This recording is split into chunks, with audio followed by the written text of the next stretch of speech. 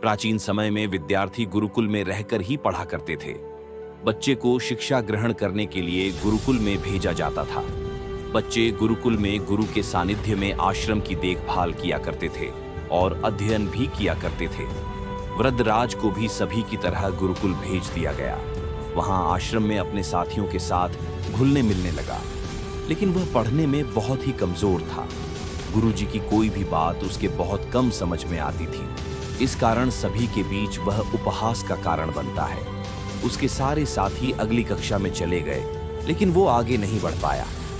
गुरुजी जी ने भी आखिर हार मानकर उसे बोला, बेटा वृद्धराज, मैंने सारे प्रयास करके देख लिए हैं। अब यही उचित होगा कि तुम यहाँ अपना समय बर्बाद मत करो। अपने घर चले जाओ और घर वालों की काम में मदद करो। वृद्धराज ने भी सोचा कि शायद विद्या मेरी किस्मत में नहीं है और भारी मन से गुरुकुल से घर के लिए निकल गया। दोपहर का समय था। रास्ते में उसे प्यास लगने लगी। इधर उधर देखने पर उसने पाया कि थोड़ी दूर पर ही कुछ महिलाएं कुएं से पानी भर रही थीं। वह कुएं के पास गया। वहां पत्थरों पर रस्सी के आने जाने से निशान बने हुए थे, तो उसने महिलाओं से पूछा, यह निशान आपने कैसे बनाए? तो एक महिला ने जवाब दिया, बेटे, यह निशान हमने नहीं बनाए। यह तो पानी खींचते समय इस कोमल रस्सी के बार बार आने जाने से ठोस पत्थर पर भी ऐसे निशान बन गए हैं। वृद्धराज सोच में पड़ गया।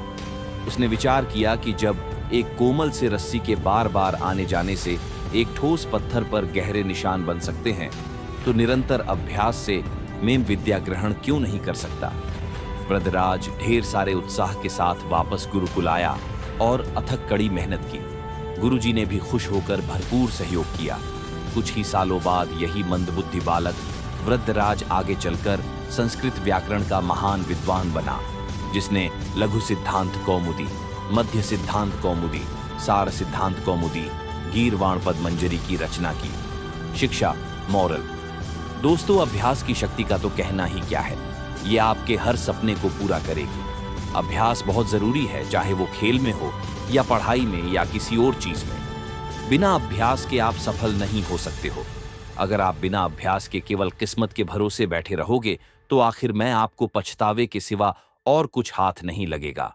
इसलिए अभ्यास के साथ धैर्य, परिश्रम और लगन रखकर आप अपनी मंजिल को पाने के लिए जुट जाएं।